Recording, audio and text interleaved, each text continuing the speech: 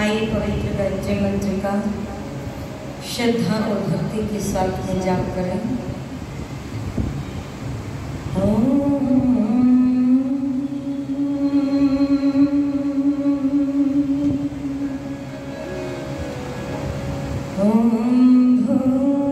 भूर्भुवस्वः तत्सवितुर्वरेण्यं भर्गो देवस्य धीमहि धियो यो नः प्रचोदयात्।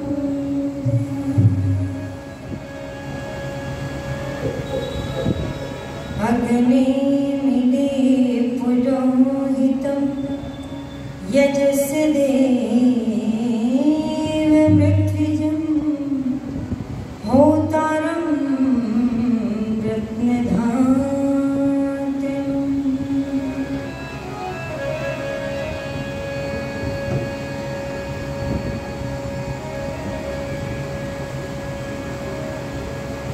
खून और पसीने में बड़ा अंतर है, जैसे पत्थर और नगीने में बड़ा अंतर है। मुर्दा भेड़ों की तरह जिंदगी जीने वालों, सांस लेने और जीने में बड़ा अंतर है।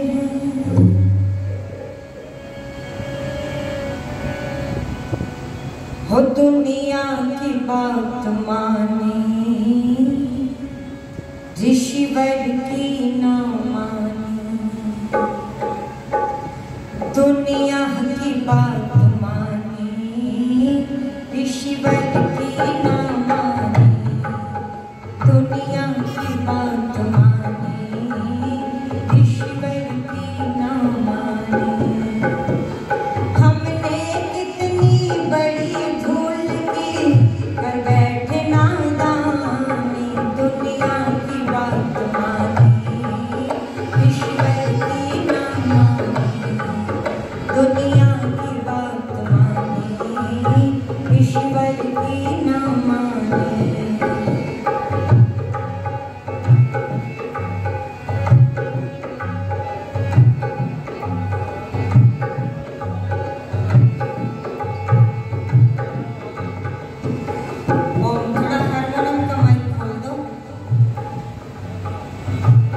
ऋषि ने बताया प्रभु निराकार है, सर्वशक्तिमान सारे विश्व का आधार है। ऋषि ने बताया प्रभु निराकार है, सर्वशक्तिमान सारे विश्व का आधार है।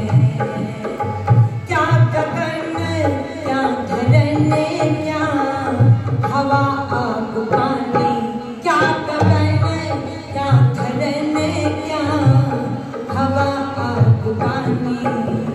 हमने इतनी बड़ी भूल की कर बैठे नादानी। दुनिया की बात मानी, ईश्वर की न मानी।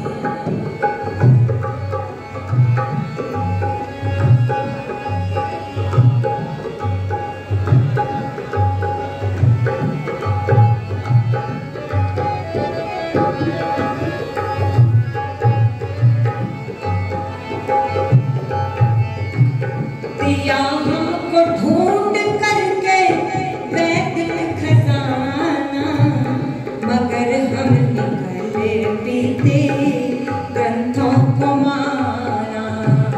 दिया हमको ढूंढ करके वैदिक खजाना, मगर हम निकले पीते ग्रंथों को माना।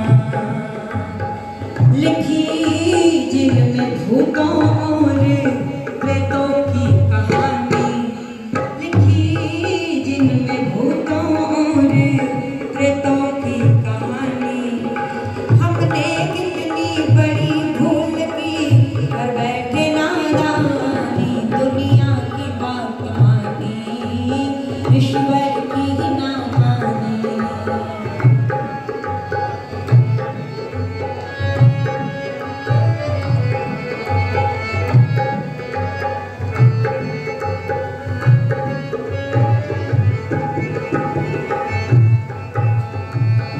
ऋषिवर ने बिछड़ों को गले से लगाया, मगर हमने अपनों पे खंजर चलाया।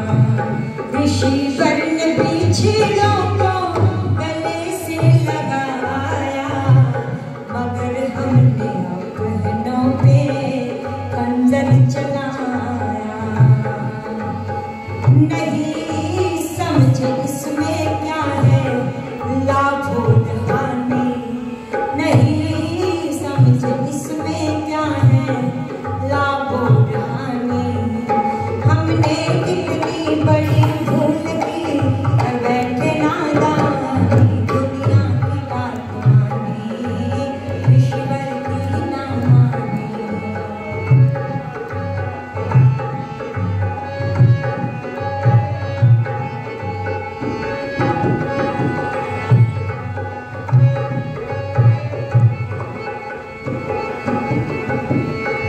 उठो आए वीरों, ऋषि ऋण चुका दो, मधुर वेद मंत्रों से गगन को बुझा दो। उठो आए वीरों, ऋषि ऋण चुका दो, मधुर वेद मंत्रों से गगन को बुझा दो। सुना दो ज़माने को मधुर वेद वाणी, सुना दो ज़माने को बेमोल वाणी। हमने कितनी बड़ी भूल की कर बैठे नादान, दुनिया की बात मानी ऋषिवर की ना मानी। दुनिया की बात मानी ऋषिवर की ना मानी। हमने कितनी बड़ी भूल की कर बैठे नादानी, दुनिया की बात मानी ऋषिवर की ना मानी। दुनिया की बात मानी ऋषिवर की ना, दुनिया की बात मानी ऋषिवर की ना मानी। दुनिया की बात मानी ऋषिवर की ना मानी। दुनिया की बात मानी ऋषिवर की ओ नहीं मानी।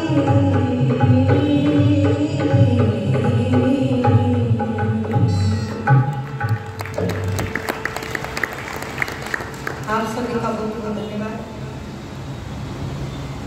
पावन पवित्र वेदी पर उपस्थित श्री स्वामी जी महाराज श्री ब्रह्मानंद जी सरस्वती, मंचासी हमारा समस्त विद्वत मंडल, इस सभा की शोभा को बढ़ाते हुए यशस्वी आर्य समाज के प्रधान श्रद्धेय दादाजी श्री हरि सिंह सैनी, बहुत ही कर्मठ और जुझारू व्यक्तित्व के धनी आर्य समाज के मंत्री श्रद्धेय श्री नरेंद्र मेघलानी जी, समस्त जो यहाँ के पदाधिकारियों की एक मैं कह दूँ फौज के रूप में जो लोग कार्य करते हैं, हृदय की गहराइयों से समस्त पदाधिकारियों का सम्मान करती हूँ, धन्यवाद करती हूँ। हमारे बीच में गुरुकुल से श्रद्धेय आचार्य श्री प्रमोद योगार्थी जी भी उपस्थित हैं, मैं उनका भी सम्मान करती हूँ। हमारे बहुत ही प्रिय भाई श्री सुभाष सिंह राखी गढ़ी से यहाँ पर हिसार के अंदर रहते हैं, वो भी इस सभा में उपस्थित हैं, मैं उनका भी सम्मान करती हूँ। समस्त हमारे सन्यासी वृंद, हमारे भ्राता श्री सूर्यदेव जी, दूर दराज से आए हुए सभी अतिथि गणमान्य, मैं सभी के व्यक्तित्व से परिचित हूँ। आप सभी वो लोग बैठे हैं जो काम करने की चाह रखते हैं, वो लोग नाम की इच्छा नहीं रखते, और संभवतः इतिहास उन्हीं के बनते हैं जो केवल काम करते हैं और उन्हें नाम की परवाह होती नहीं। ऐसी ही प्रवृत्ति को धारण किया आप लोग हैं, आप सभी का मैं सम्मान करती हूँ। श्रद्धेय आचार्य श्री वेदपाल जी, भाई प्रताप जी, बड़ी सुंदर चर्चाओं को सुन रहे हैं और बड़े ही गौरव का विषय है कि प्रातः काल से आप धर्म संस्थापक, धर्म व संस्कृति के रक्षक, गौओं के पालक, वेदों के अनुयायी योगीराज श्री कृष्ण के जन्म उत्सव को बड़े हर्षोल्लास के साथ में बोलो मना रहे और आप और लोगों से अधिक सौभाग्यशाली हैं। क्यों? क्योंकि आप वास्तविक कृष्ण के चरित्र को जान करके बोलो सही सच्चे अर्थों में उस योगीराज श्री कृष्ण को याद कर रहे। प्रातः काल भी इस मंच से चर्चा हुई थी और अब भी मैं अपनी बात को प्रारंभ कर दूं। बहुत सुंदर लिखा, दिया हमको ढूंढ करके वैदिक खजाना, मगर हमने बोलो कल्पित ग्रंथों को माना और लिखी जिनमें भूतों और प्रेतों की कहानी।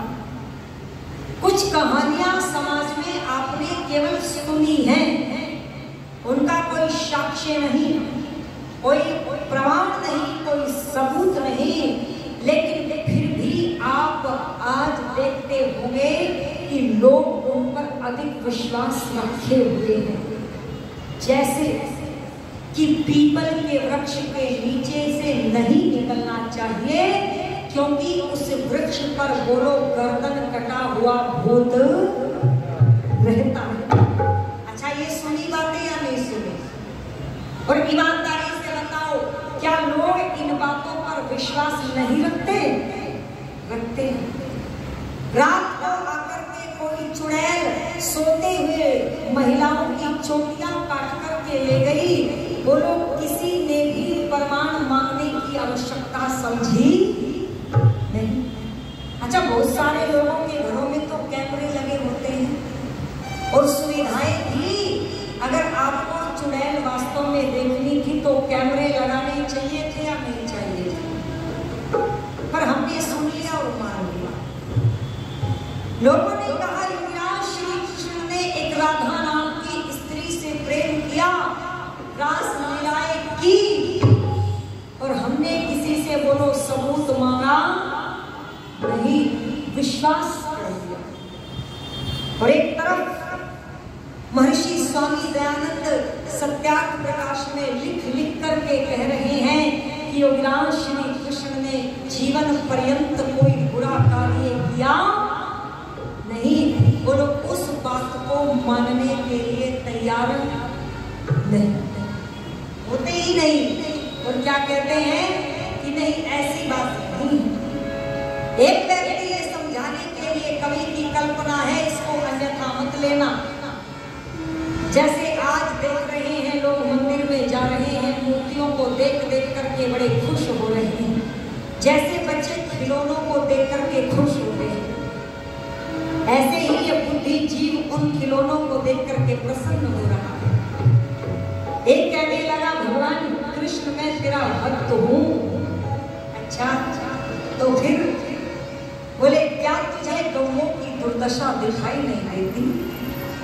क्या तुझे बेटियां गर्भ में मरती है उनकी चीख सुनाई नहीं देती? क्या तुझे धरती पर बढ़ रहे अत्याचार का पता नहीं चल रहा? तू धरती पर क्यों नहीं आता? तो पत्थर की मूर्ति तो नहीं बोलती, लेकिन कवि की कलम बोल उठी और कवि ने कहा, सुनो, जिससे तू जवाब मांग रहा है वो जवाब नहीं देगा, मेरी कलम तुझे कृष्ण की ओर से जवाब देगी। और क्या कह दिया? तो सुन लीजिएगा, जो लोग इंतजार करे बैठे हैं ना, अरे सोमनाथ का मंदिर इसीलिए रुका था क्योंकि भक्त कह रहे थे भोलेनाथ स्वयं रक्षा करेंगे। और जब मंदिर लूट गया, बर्बाद हो गया, तैरती हुई हवा में मूर्ति अरे प्रहारों से धर्मियों की धरती पर आकर के गिरी, फिर भी कहा कुछ लोगों ने, अब तो उठो, वो जा रहा है, उसको पकड़ो। ये फिर भी बुद्धि के पैदल लोग कह रहे थे जब भोलेनाथ कुछ नहीं बिगाड़ सके तो हम उसका क्या बिगाड़ सकते हैं। इसीलिए कवि ने कलम देकर के वाणी दे दी और क्या कहा कि सुन ले क्यों नहीं आता हूं मैं, और क्या कह दिया